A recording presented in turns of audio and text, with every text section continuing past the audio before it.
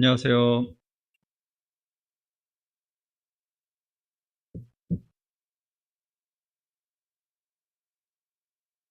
11월 달에 모임에 행사가 많이 있습니다. 목요일 날 이제 노송도님들 야유회를 다녀왔고, 어제 또 그제 지원 형제님들 다녀오셨고, 다음 주 토요일 날 그 미얀마에서 선교하고 계시는 최세만 형제님이 모임에 오시거든요. 이제 말씀은 주일날만 있습니다. 그리고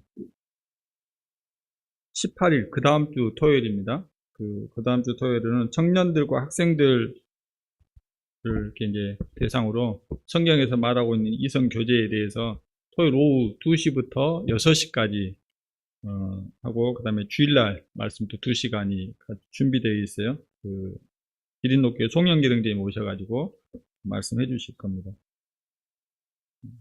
카톡방에 지금 계속 올라오고 있는데 제가 다시 한번 또 말씀을 드리고 있습니다. 그 다음에 11월 29일에는 일본 형제님 토시마스 히로노리 형제님께서 모임에 방문하셔서 또 말씀 교제 해주시도록 이렇게 되어 있습니다. 계속해서 집회를 위해서 이렇게 기도해 주시기를 바랍니다.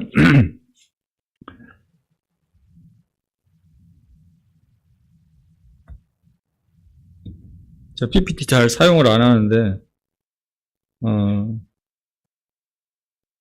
좀 이제 PPT를 만들어서 자료도 이렇게 만들고 좀 정리를 해야 될 것 같더라고요. 그래서 이제 자꾸 잘 잊어버리니까 이걸 만들면서 이제 그런 생각이 들었어요. 하나님께서 우리에게 성경 말씀을 기록해 주시고 남겨주신 것이 참 감사한 일이구나. 물론 하나님의 다른 방법으로 이렇게 일하실 수 있고 또 저희들에게 이렇게 나타나실 수 있지만 기록을 통해서 이렇게 남겨놓으셔서 저희들이 잘 잊어버리고 또 그 많은 것들을 다 기억하고 숙지하고 이렇게 할 수 없잖아요. 근데 하나님 유대 민족이라고 하는 민족을 선택하셔서 그들에게 하나님의 말씀을 맡기고 그들이 맡은 바 임무를 성실하게 이렇게 잘 수행해 줘서 저희들이 하나님의 말씀을 대할 수 있는 것이 참 은혜이다 하는 생각을 이렇게 하게 됐습니다. 이제 오늘부터 이제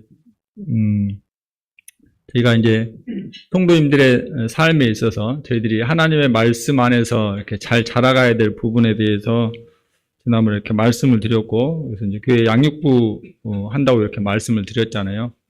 그 5가지 삶에 대해서 다시금 이렇게 하나씩 말씀을 드리려고 합니다. 첫 번째가 예배, 하나님과의 관계죠. 이것이 이제 모든 것들의 이렇게 출발점이 되니까 하나님과의 관계, 물론 다들 잘 하고 계시고 또 뭐 주님 안에서 좋은 관계를 맺고 또 주님과 이렇게 친밀한 교제 가운데 계신 걸로 제가 알고 있습니다만, 저희들은 어쨌든 자주 이렇게 상기하고 들음으로써 조금 더 부족한 부분들을 이렇게 채우고 또 주님 안에서 함께 성장해 가기를 바라는 마음이 있습니다. 예배하는 것과 또 교회 지체로서의 삶, 성도들과의 교제, 그 다음에 세 번째가 함께 주님을 닮아가고 주님의 성품을 이렇게 배워가는 성장해가는 것, 또 이제 주신 은사를 따라서 함께 사역하는 것, 또 저희가 주님으로부터 받은 명령을 잘 수행하고 실천해 나가는 사명에 관한 것을 이렇게 5가지 주제를 가지고 말씀을 이렇게 드리려고 생각하고 있습니다.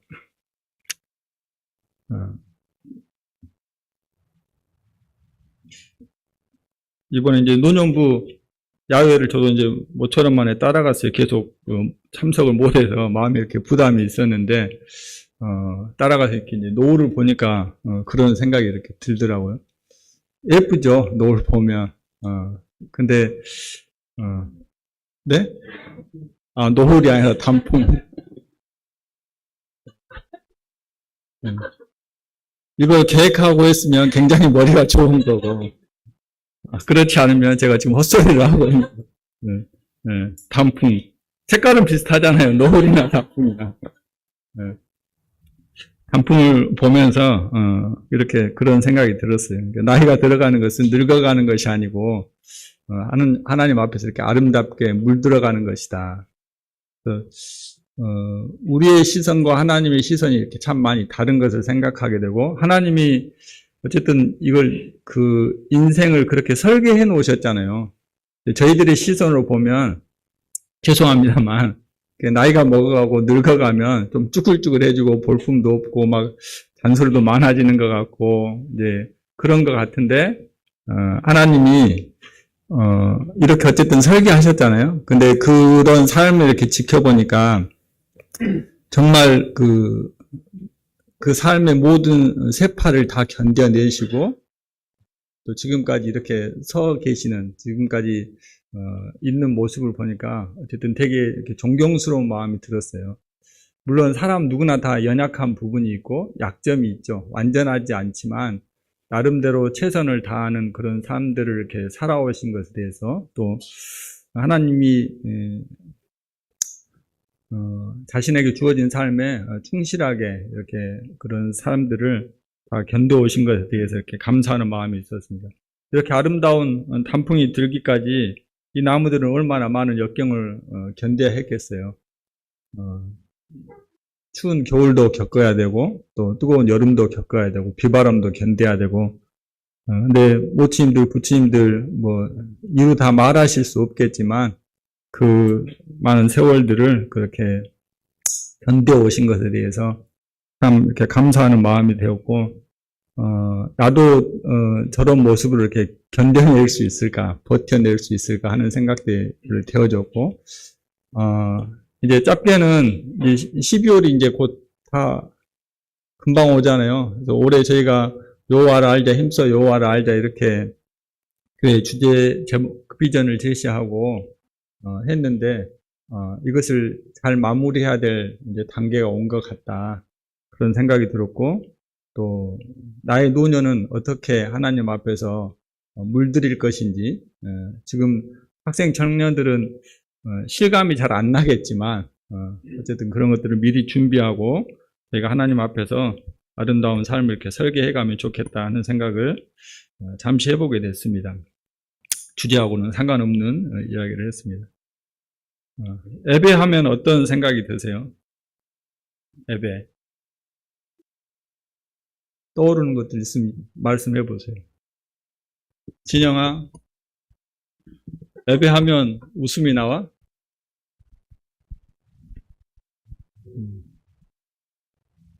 예배.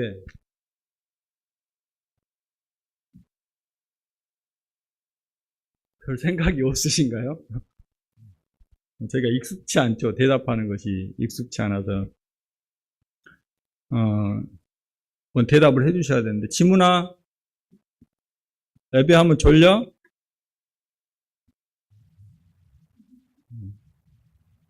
지문이 뭔 생각 들어요, 예배?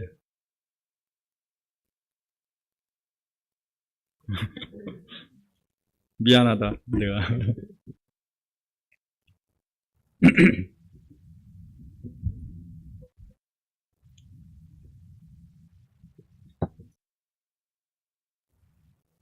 예. 예배의 언어적인 의미를 찾아보니까, 풀이 죽게 하다, 엎드리다, 굴복하다, 항복하다, 그런 의미가 되어 있다 그래요. 히브리어는 뭐, 샤하 이러는데, 어쨌든 그런 의미가 있다고 합니다. 저희는 이제 일반적으로 예배하면 조금 전에 예배드렸던 만찬 예배를 이렇게 많이 생각하는 경향이 있고, 또 그것이 이제 예배의 전부인 것 마냥 생각하는 경향이 있는데, 예배는 이제 기독교 용어잖아요. 그죠? 일반 사람들이 이런 표현 잘 안 쓰잖아요. 그래서 되게 어쨌든 느낌이 좀 경직돼 있고, 좀 경건해야 되고, 조용해야 되고, 약간 그런 느낌이 들긴 합니다. 근데 성경에서 지금 말하고 있는 예배에 대해서 이렇게 잠깐 생각해 보도록 하겠습니다. 창세기 22장을 한번 찾아서 같이 보도록 하겠습니다.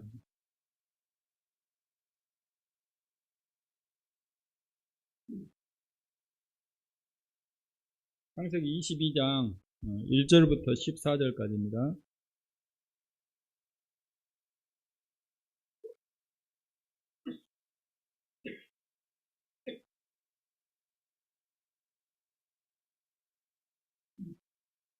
교독하도록 하겠습니다. 제가 먼저 읽고요. 그 다음에 형제자매님들이 읽어주시면 감사하겠습니다. 그 일 후에 하나님이 아브라함을 시험하시려고 그를 부르시되 아브라함 하시니 그가 이르되 내가 여기 있나이다.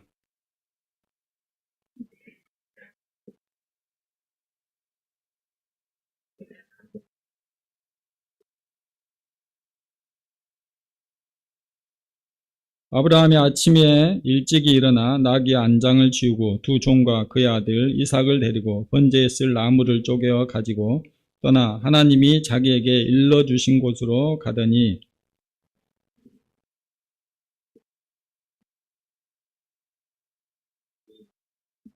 이에 아브라함이 종들에게 이르되 너희는 나귀와 함께 여기서 기다리라. 내가 아이와 함께 저기 가서 예배하고 우리가 너희에게로 돌아오리라 하고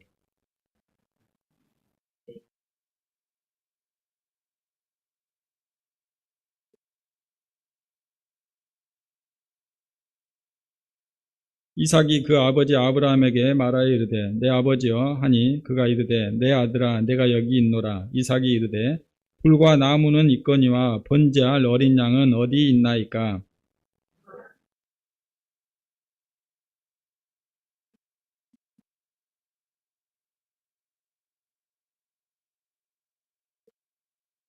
하나님이 그에게 일러 주신 곳에 이른지라. 이 아브라함이 그곳에 제단을 쌓고 나무를 벌려놓고 그의 아들 이삭을 결박하여 제단 나무 위에 놓고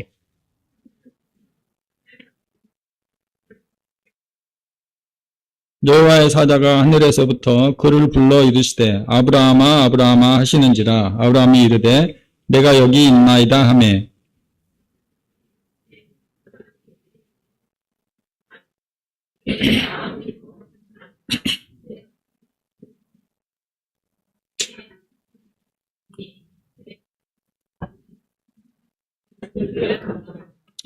아브라함이 눈을 들어 살펴본즉 한 순양이 뒤에 있는데 뿔이 수풀에 걸려 있는지라. 아브라함이 가서 그 순양을 가져다가 아들을 대신하여 번제를 드렸더라.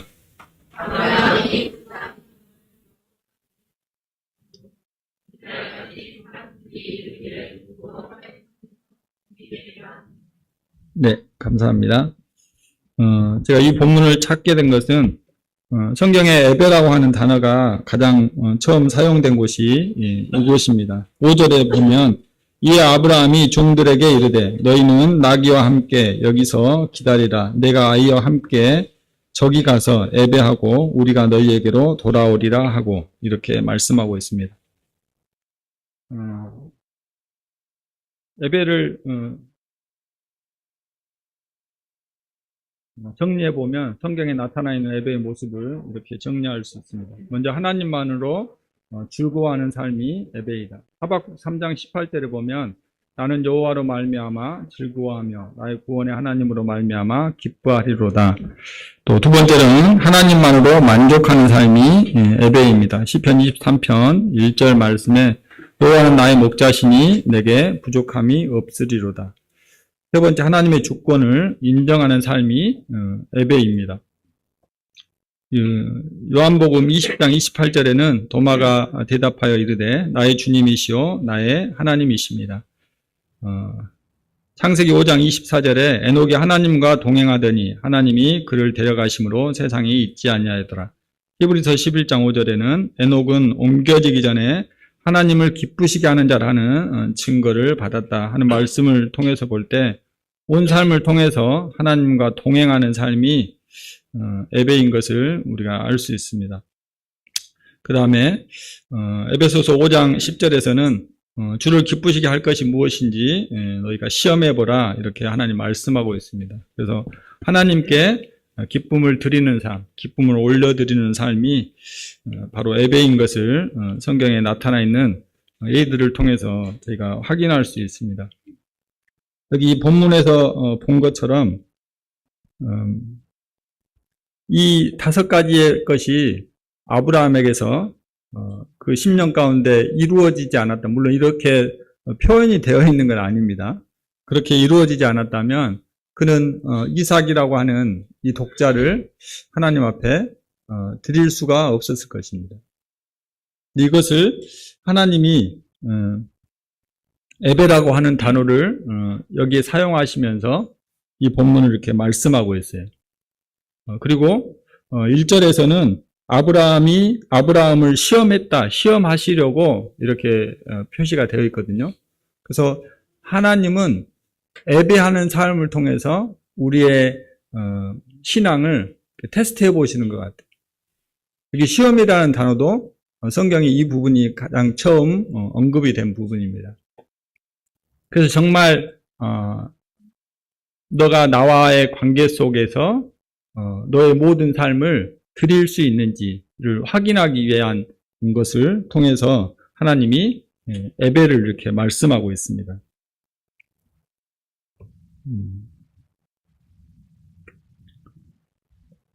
이게 뭔가요? 네, 안경이죠. 이것으로 못을 박으면 어떨 것 같아요? 영국이 이제 화가 나셔요?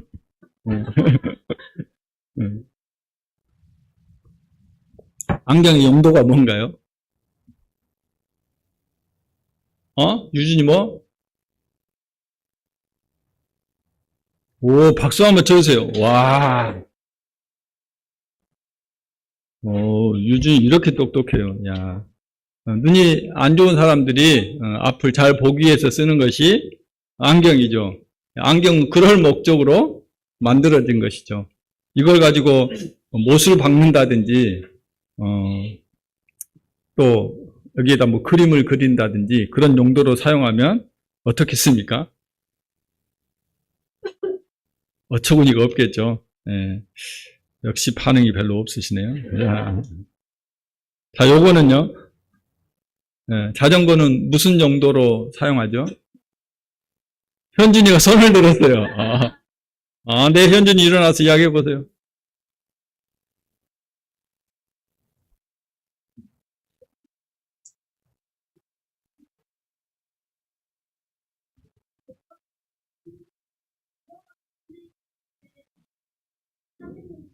오, 박수!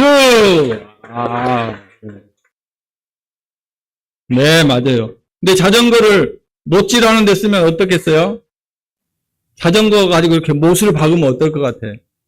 부서져요. 예. 그런 일 안 하겠죠? 선생님 그런 엉뚱한 상상을 해봤어요. 자, 이것은요. 자, 이것은 무슨 용도로 사용할 수 있죠? 네? 연주할 때. 그래. 음악을 연주할 때, 바이올린 맞아요, 근데 이거? 영선생님 맞아요? 저 그냥 무작정 캡처를 해왔는데, 이게 바이올린인지, 첼로인지 뭔지를 잘 몰라서. 네, 어쨌든 악기라고 하는 것은, 무슨 용도로 사용이 되죠? 네, 음악을 연주할 때, 그래서 우리를 즐겁게 해주고 행복하게 해주잖아요. 이 뜻, 이렇게 사물들은 다 목적이 있게 만들어졌습니다. 자, 이분들은 뭐 때문에 만들어졌을까요?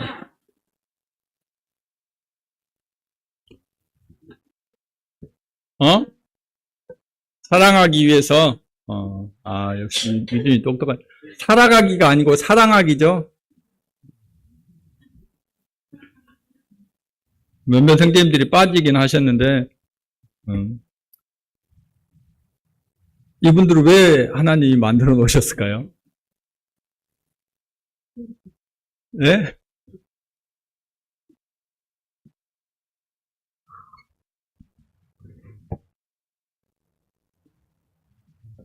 별로 대답이 없으니까 제가 목이 바짝바짝 타네요. 네, 감사합니다. 네, 이사야서 43장 7절 말씀을 다 같이 한번 읽어보도록 하겠습니다. 시작.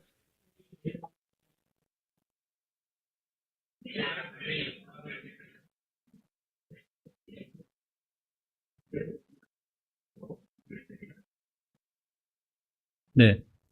우리 사람은 다 이럴 목적으로 하나님이 만드셨다고 합니다.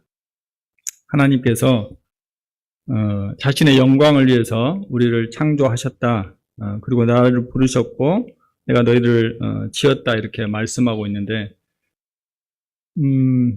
하나님은 저희들을 하나님의 영광을 위해서 창조하셨다고 말씀하시는데 저희는 하나님의 영광을 위해서 창조된 그 목적을 따라 그렇게 살아가고 있는지 한번 생각해 보면 좋겠습니다. 좀 전에 보셨던 것처럼 안경과 뭐 자전거와 뭐 악기와 또 다른 많은 것들이 있죠. 뭐 이런 마이크, 책상 이런 것들이 있는데 그것을 그 용도에 맞지 않게 목적에 맞지 않게 사용하게 되면 어떤 일이 벌어질까요? 뭐 코미디가 되든지 아니면 옆에 있는 사람들을 상당히 부담스럽게 하든지 아니면 참 그 미련한 행동을 하고 있다고 사람들로부터 뭐 평가를 받든지 여러 가지 것들이 양상이 나타날 수 있다고 이렇게 생각이 되어집니다. 네. 마우스가 작동이 안 되네.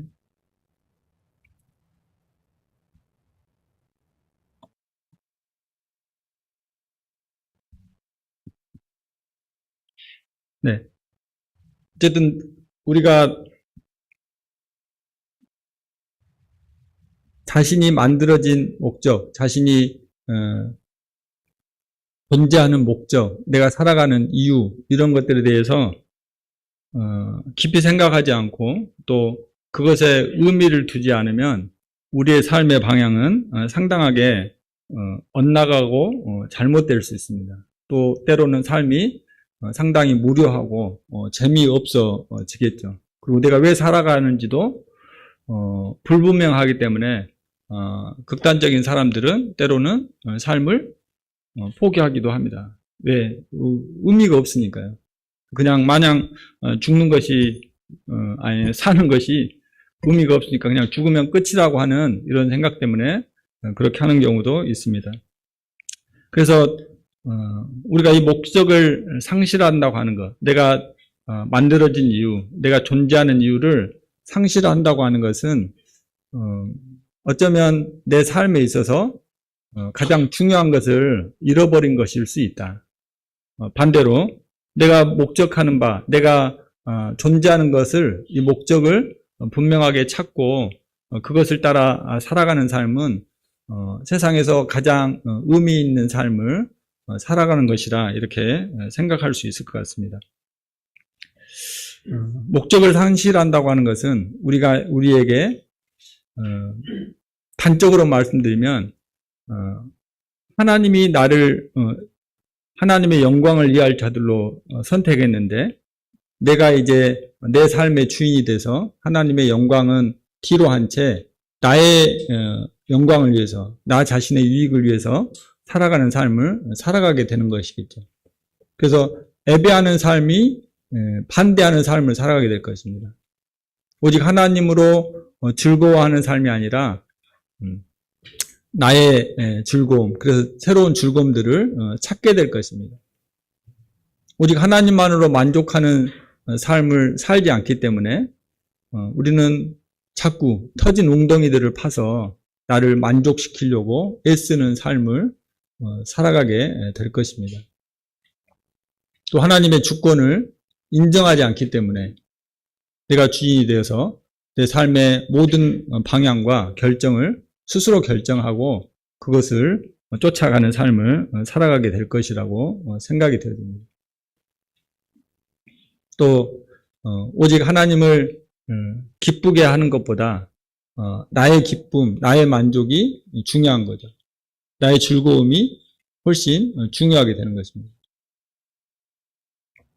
그래서 삶의 모든 초점이 거기에 맞춰져서 살아가게 되는 거죠. 그래서 결국 그렇게 살아가다 보면 하나님은 이제 안중에 없어지고 내 기준이 내가 어떠한지 내가 이것을 통해서 만족하는지, 내가 이것을 통해서 기쁨을 누리는지, 내가 이것을 통해서 채워지는 것이 있는지, 이것이 포커스가 되다 보니까 우리는 결국은 하나님을 떠나는 삶을 자연스럽게 살아가게 됩니다. 그래서 에레미야에서 말씀하신 것처럼 이 백성이 두 가지 악을 행했다. 첫 번째가 무엇입니까? 생수의 근원되는 나를 버는 것이다. 그래서 종국은 하나님이 우리에게 생명수와 같은 분인데 그분을 버리게 되는 삶을 살게 된다는 거죠. 이런 삶을 지속하다 보면 조금 더 나아가다 보면 이제 나를 지으신 하나님이 없다라고 단정 짓고 그렇게 스스로 결론 내리고 그런 삶을 살아가게 되는 것을 제가 쉽게 이렇게 확인할 수 있습니다. 찬송 가사 중에 이런 찬송이 있더라고요. 예배할 때 가장 행복합니다. 숨이 찰 정도로 힘든 순간이 와도 눈물이 쏟아지는 슬픔이 와도 내 평생에 놓을 수 없는 마음속 깊은 곳으로부터 예배할 때 가장 행복합니다. 예배할 때 가장 행복합니다. 나를 구하시고 날 사랑하신 주님께 예배할 때. 지금 이 순간이 마지막일지라도 마지막 순간에 나 고백할 노래, 내 평생에 놓을 수 없는 마음속 깊은 곳으로부터 예배할 때 가장 행복합니다. 예배할 때 가장 행복합니다. 나를 구하시고 날 사랑하신 주님께 예배할 때. 아멘이십니까? 진짜 아멘이세요? 네, 감사합니다. 네. 이 고백이 정말 저희들이 고백이 되어줬으면 좋겠고, 정말로 내 삶이 이렇게 되어줬으면 좋겠어요. 내가 하나님 앞에서 예배하는 이런 모습을 지금 만찬 예배를 말씀드린 게 아니에요. 내가 하나님 앞에서 내가 하나님을 아까 좀 전에 5가지를 살펴보셨죠? 그런 삶을 사는 것으로 내가 만족해하고 내가 행복해하는 모습을 다른 사람도 저 사람은 왜 저렇게 행복하지? 저 사람은 무엇 때문에 저렇게 행복해하는 것이지? 저 사람은 무엇 때문에 저렇게 만족해하고 저 사람은 무엇 때문에 저렇게 즐거워하고 저 사람은 무엇 때문에 자기의 삶을 그 알 수 없는 존재에게 다 내어 맡기고 이렇게 살아가는 것이지 우리가 이런 행복을 전달해 줄 수 있는 그런 전달자인가를 생각해 보셨으면 좋겠어요.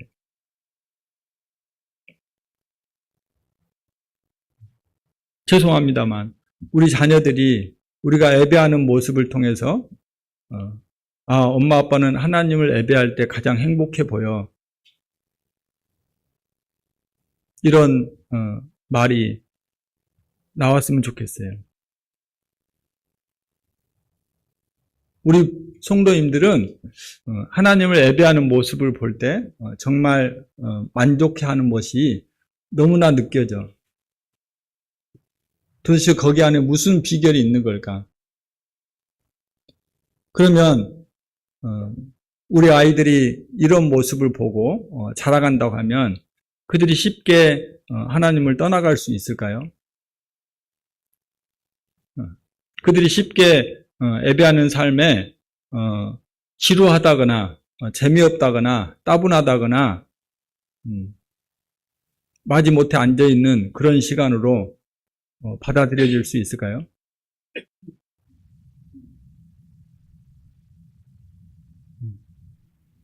저희들 스스로를 저 자신부터 이런 것들을 반드시 이렇게 돌아봐야 된다고 생각이 되어집니다. 자꾸 제가 올라오면 분위기 무겁게 해서 너무 죄송한데 남으라고 책망하는 게 아니에요. 저희들 스스로가 하나님 앞에서 저희들이 함께 가야 될 공동체잖아요. 누가 잘하면 그냥 우리 교회가 좋은 거 이거 아니잖아요. 다 같이 잘해야 되고, 다 같이 행복해야 되고, 다 같이 하나님을 위해서 살아가야 되는 거잖아요. 다 같이 하나님의 영광을 드러내야 되는 거잖아요. 그래서 주님이 저희들을 이렇게 불러 모아 놓으셨잖아요.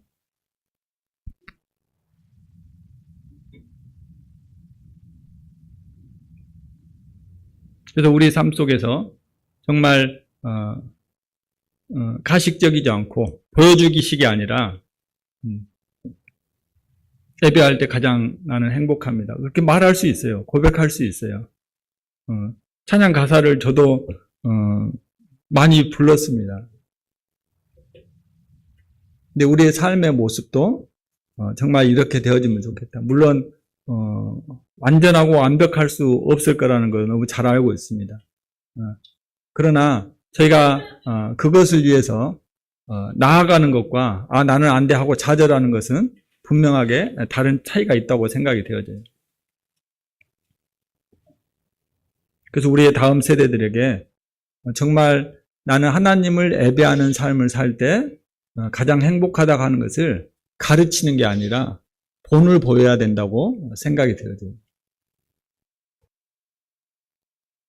그러면 저희의 다음 세대들도 자연스럽게 이때가 가장 행복해, 이때가 가장 만족스러워, 내가 세상에서 좋은 대학을 가고 친구들과의 깊은 어떤 즐거움의 시간들을 보내고 또 사람들로부터 저 사람 잘 나가 하는 이런 평가를 받고 이런 것이 아니라 내가 하나님을 예배하는 삶을 살 때 정말 만족이 있고 기쁨이 있고 안식이 있어.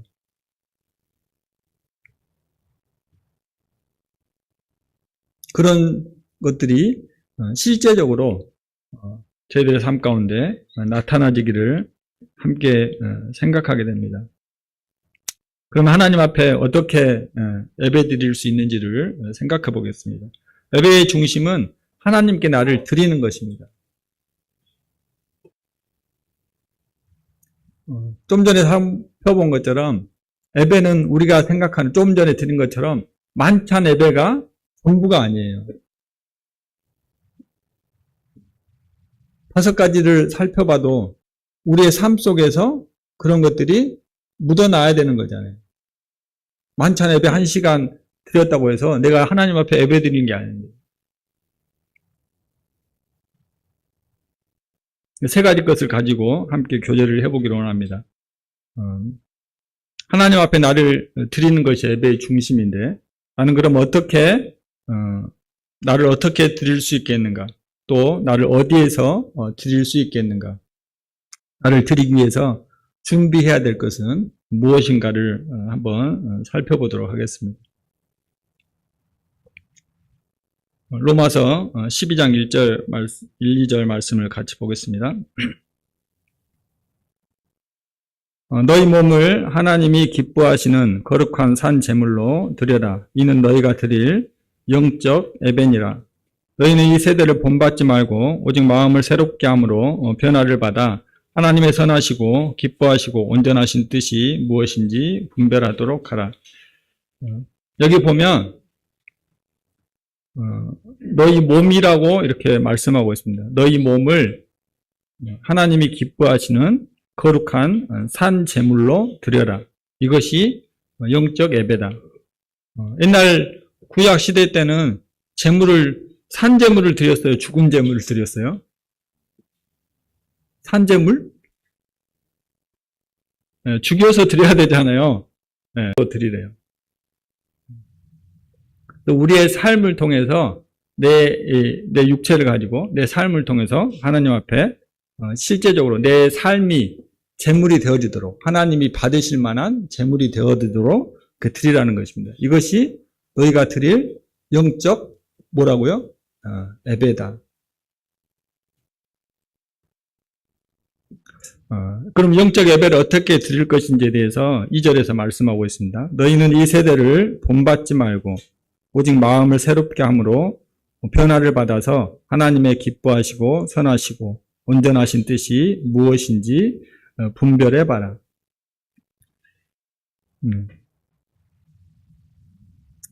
하나님은 우리가 그냥 영적 예배, 주님 앞에서 늘 말씀 보고 기도하고 찬양하고 이런 것들을 이렇게 그런 부분만 말씀하시지 않고 먼저 해야 될 것이 이 세대를 본받지 말라는 거예요. 반대로 생각하면 이 세대가 하나님을 예배하는 삶이 있다 없다는 거예요. 네. 없으니까 본받지 말라고 말씀하셨겠죠. 그래서 내 삶의 스타일을 이 세상 사람들이 사는 것과 똑같이 하게 되면 우리는 결국 이 세대 사람을 본받고 있는 거예요. 결국 나는 하나님을 예배하는 삶을 저버리는 삶을 살아가겠다는 거죠. 그래서 이 세상은 공중의 권세 잡은 자가 이 세상을 통치하고 있다고 그랬어요. 그래서 그가 원하는 대로 세상은 흘러갑니다. 물론 그 모든 것이 하나님의 경륜 속에 있지만 이 세상에 지금 흘러가는 기류 이런 것은 사단의 전략 아래서 가고 있는 거예요. 그래서 이 세대를 본받지 말라고 이야기하고 있습니다. 그리고 그 다음으로 해야 될 것이 마음을 어떻게 하라고요? 새롭게 하라는 겁니다. 우리의 마음을 신선하게 깨끗하게 그 냉동창고 이런 데 들어가면 시원하잖아요. 그 시원한 느낌 이렇게 한 여름에 냉동창고 들어가 보셨죠? 마트에도 그 신선 코너 거기 가면 온도가 다르잖아요. 그런 것처럼 하나님 앞에서 나의 마음의 신선도를 새롭게 하라는 거예요. 그렇게 하게 되면 변화를 받는다는 것입니다. 여기 말씀에서는 마음을 새롭게 하는 부분은 저희들의 몫이에요. 이거는 뭐 언어상에 이렇게 돼 있대요. 능동형으로 돼 있대요. 그래서 우리가 적극적으로 해야 될 부분입니다. 그리고 뒤에 변화를 받는다고 하는 것은 수동태래요. 그래서 내가 마음을 새롭게 하면 내가 적극적으로 하나님 앞에서 내 마음을 새롭게 하게 되면 변화가 자동적으로 이렇게 따라온다는 거예요. 그리고 하나님의 선하시고 기뻐하시고 온전하신 뜻이 무엇인지 분별하게 되면 우리는 그것을 따라 저희들의 삶을 하나님 앞에 온전히 드릴 수 있게 됩니다. 또 어디에서 예배해야 될까요? 어디에서 우리를 드릴 수 있을까요? 구약시대에 하나님이 임재하셨던 하나님의 역사를 나타내셨던 하나님이 여기에 임하고 있다고 하는 걸 잘 드러내 줄 것이 성막과 성전입니다. 그때 성막이 완성되니까 하나님 어떻게 하셨어요? 하나님의 임재가 하나님의 영광이 충만하더라 이렇게 말씀하고 있잖아요. 그러면 거기에만 하나님의 영광과 임재가 있는 것일까요? 우리가 알고 있는 하나님은 그런 하나님이신가요? 아니죠. 하나님은 어디에나 계시는 분이에요. 그래서 저는 이곳에 하나님의 영광이 있다고 하는 것을 가시적으로 보여주기 위해서 하나님이 그곳 가운데 임하신 것을 이렇게 나타내 보이셨다는 거예요. 성전도 마찬가지죠.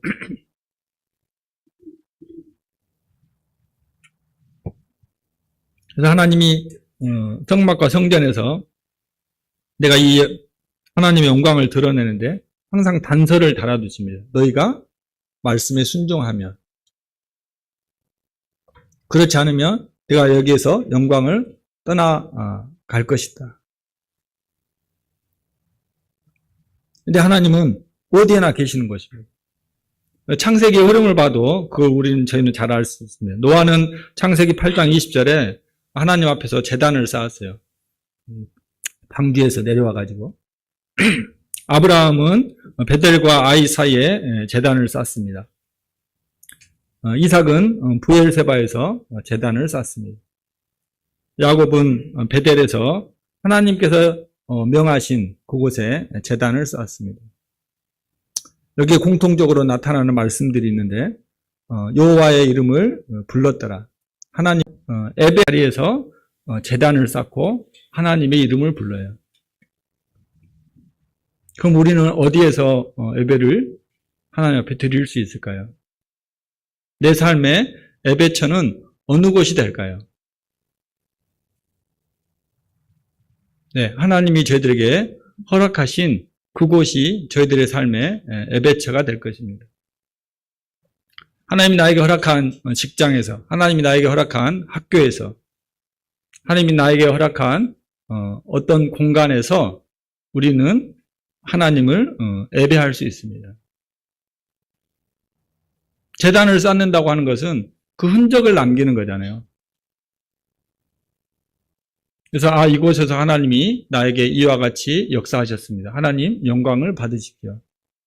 하나님, 제가 이곳에서 하나님의 영광을 드러내지 못하고 실패했는데 하나님, 제가 잘못했습니다. 하나님 앞에 회개하고 그 흔적을 남기는 거죠. 그래서 우리는 이 빛골 상무교회라고 하는 이 상무하원로 32번지 여기에서 제단을 쌓는 게 아니고 내가 거하는 어느 장소에서든지 간에 그곳에서 하나님 앞에서 제단을 쌓는 거예요. 그리고 역사하실 하나님을 바라보고 그 하나님 앞에 감사하고 그 하나님 앞에 영광을 올려드리는 것입니다. 그래서 우리는 주어진 삶에 정말 최선을 다해야 돼요. 제가 예전에 그런 경험이 있습니다. 이제 일을 보냈어요. 네. 모임의 형제님이셨어요. 이렇게 타일 붙이는 일을 하는데, 그때 이제 싱크대 타일을 붙였는데, 이렇게 색깔을 여러 가지 랜덤으로 5가지, 6가지 색깔을 한꺼번에 이렇게 붙이는 타일이에요. 그러니까 그거는 좀 이렇게 조화롭게 붙어져 있어야 되잖아요. 그래서 이쪽에는 빨간색, 여기는 노란색, 이렇게 모아놔 버리면 안 되고, 랜덤으로 이렇게 잘 섞어야 되잖아요. 근데, 이분이 집회 시간이 다가오니까, 집회 가야 될 시간이 다가오니까, 이제 한 색깔을 빼먹고 붙이신 거예요. 5가지를 넣어줬는데, 4가지만 있는 줄 알고, 4가지만 이렇게 딱 랜덤으로 붙였는데, 이제 끝나고 보니까 한 가지 색깔이 남아있어요. 그래가지고 여기 한쪽에다가 그걸 다 몰아서 이렇게 붙여놨어요. 근데 이제, 소비자가 이야기하는 거죠. 아니, 이거 이렇게 해놓으면 보기가 싫은데 좀 섞어서 이렇게 다시 해주세요.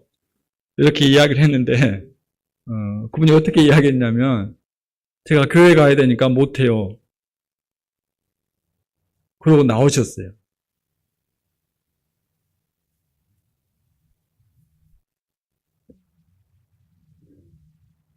하나님이,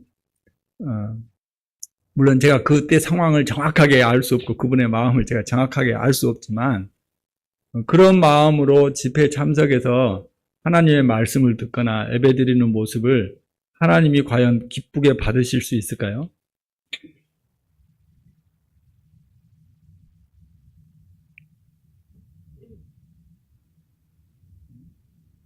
더군다나 그 고객은 저하고 너무나 잘 아시는 분이에요. 그분이 저한테 그러는 거예요. 진규야, 해도 좀 너무하다.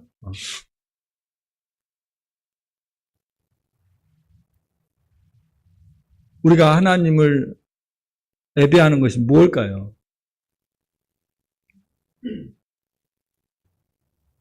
제가 집회 시간 늦어도 된다는 이야기가 아닙니다.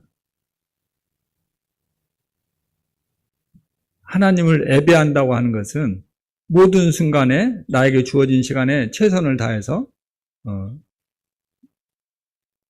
이 싱크대를 하나님이 사용한다고 생각해야죠. 이 공간 안에 하나님이 머무르신다고 생각해야죠. 이것을 통해서 하나님이 영광을 받으신다고 생각해야죠. 그런 삶으로 우리에게 주어진 삶에 최선을 다해야 될 것이라고 생각합니다. 물론 물리적으로 잘 안 될 수 있어요. 그러면 양해를 구하고 제가 이런 일 때문에 지금은 어려우니까 다음에 와서 다시 꼭 해드리겠습니다. 근데 그냥 집에 가야 돼서 할 수가 없어요. 그렇게 하고 오는 것은 정말 제가 판단할 때는 하나님이 그 삶의 모습을 기뻐 받으셨을까 하는 의문이 생깁니다.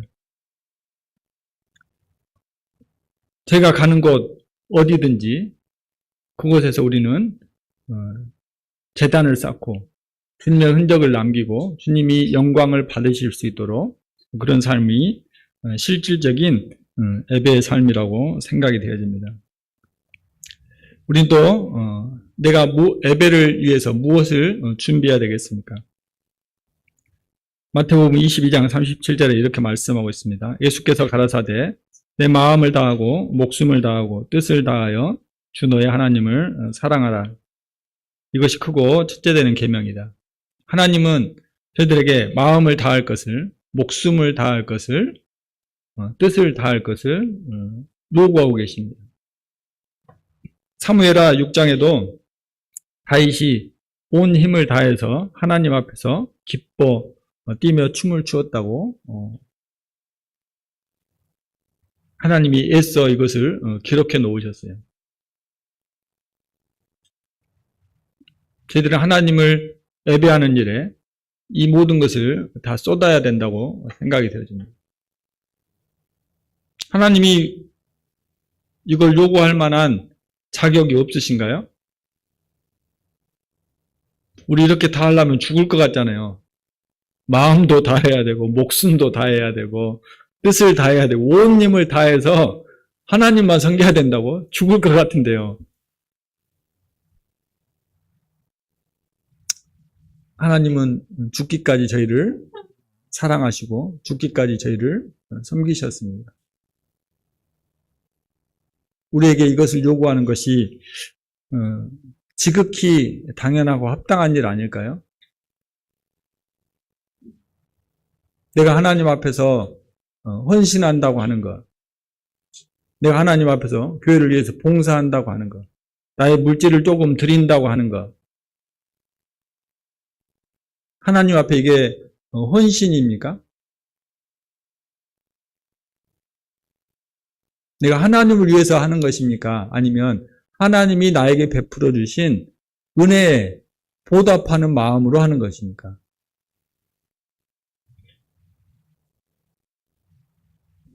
내 삶을 드린다고 하는 것은 어떤 모습이 되어야 될까요? 하나님이 나에게 베풀어 주신 은혜를 우리가 나의 이 작은 몸으로, 나의 이 작은 헌신으로 그 은혜에 보답할 수 있을까요?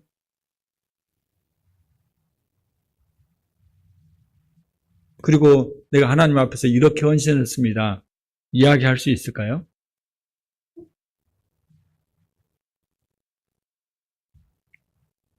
네, 하나님은 우리에게 이렇게 하기를 원하십니다. 야고보서 4장 7절에 그러니 네 자신을 완전히 하나님 앞에 드려라.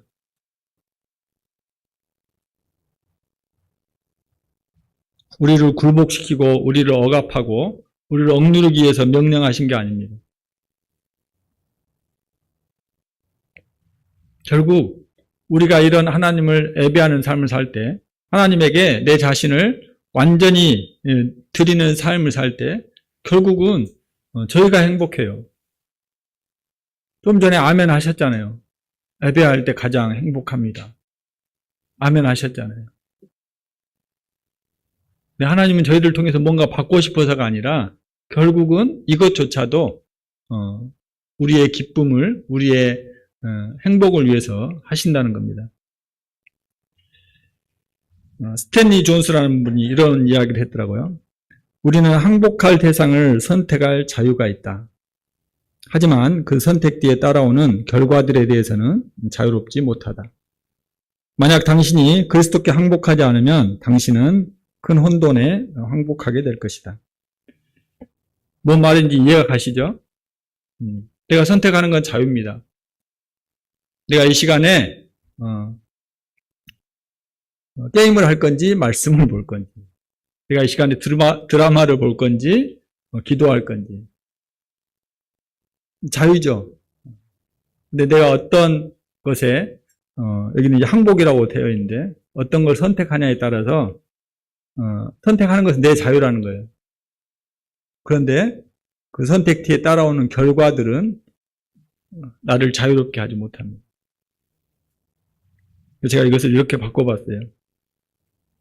우리는 예배할 대상을 선택할 자유가 있습니다. 하나님 강요하지 않으셔요. 하지만 그 선택지에 따라오는 결과들에 대해서는 자유롭지 못합니다. 만약 당신이 그리스도께 예배하지 않으면 당신은 큰 혼돈에 예배하게 될 것입니다. 네, 우리가 하나님을 예배하는 삶을 살지 않으면 결국은 이 세대를 본받는 삶을 살아가게 되죠. 내가 하나님을 추구하는 삶을 살지 않으면 나는 육신을 따라 살아가는 삶을 자연적으로 선택하게 되어 있어요. 우리 공부하면서 배우셨죠? 우리는 자연인으로 놔두면 정말 못쓸 사람으로 되어져 가는 거예요. 그래서 우리는 늘 영적인 것에 갈구하고 주님과의 눈맞춤에 마음을 쏟아야 되고 거기에 힘을 쏟아야 되는 거죠.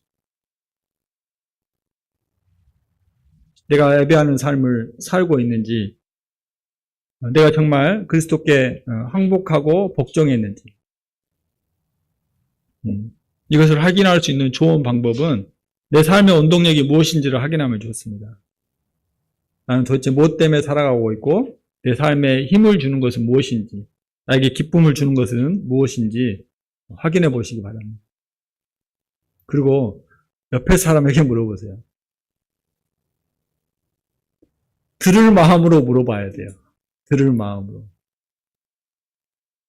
네가 나를 그렇게 생각하고 있어. 이렇게 하지 말고 정말 나를 객관적으로 어떻게 평가하고 있는지 들을 마음으로 옆에 분에게 물어보세요. 내가 무엇 때문에 살고 있는 것 같아요?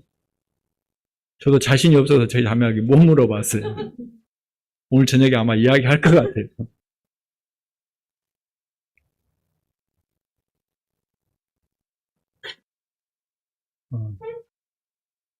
혹시 그런 아쉬움을 가져본 적이 있는가요?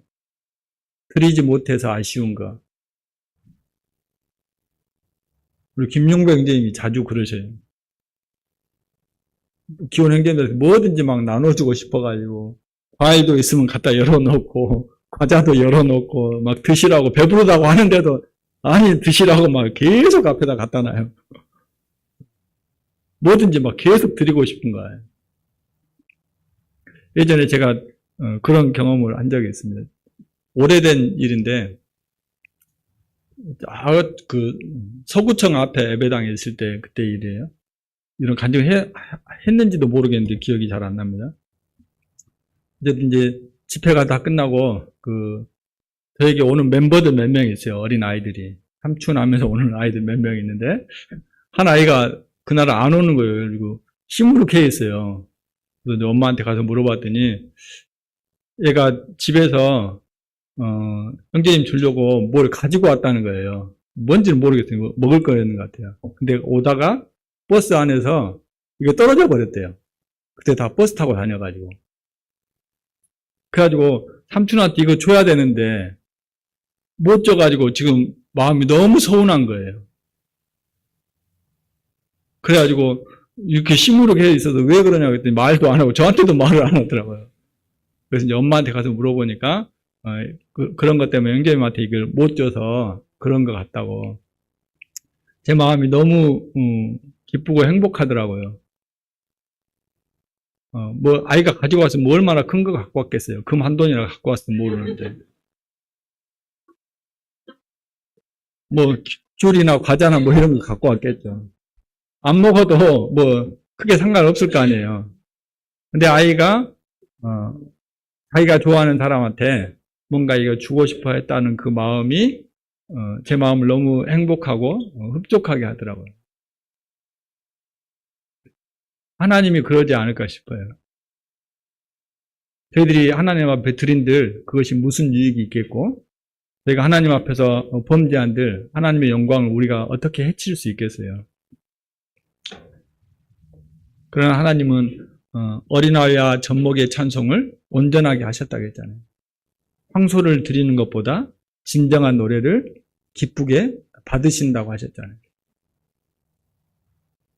내 삶의 작은 부분 하나하나를 그분 앞에 내어드리고 그분의 삶을 위해서, 그분의 영광을 위해서 내 삶을 드리게 될 때 하나님이 그런 모습으로 저희들을 늘 이렇게 지켜보고 계시는 것 같아요. 그래서 받지 못한 아쉬움은 우리는 늘 크죠. 그죠? 주님 이것도 필요하고 저것도 필요하고. 받지 못한 아쉬움은 늘 큰데 드리지 못한 아쉬움은 잘 안 갖고 있는 것 같아요. 내가 주님 앞에 더 좋은 것을, 내가 주님 앞에 더 많은 것을 드리지 못해 아쉬우고 안달이 나는 그런 빛골 한국의 성도님들이 되셨으면 좋겠습니다. 마지막으로 이걸 같이 한번 읽고 마치겠습니다. 시작. 예배는 인간이 창조된 목적입니다. 1. 하나님만으로 즐거워하는 삶이 예배이다. 2. 3. 4.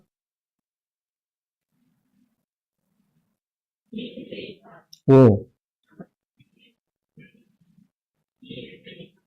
네. 포인트가 있습니다. 예배는 우리의 삶 자체입니다.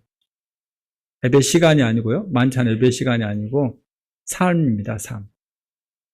삶이 예배가 되고 예배가 삶이 되는 저희 빛골 상목회가 되었으면 좋겠습니다. 기도하시겠습니다. 은혜로우신 아버지 하나님 감사를 드립니다. 하나님은 저희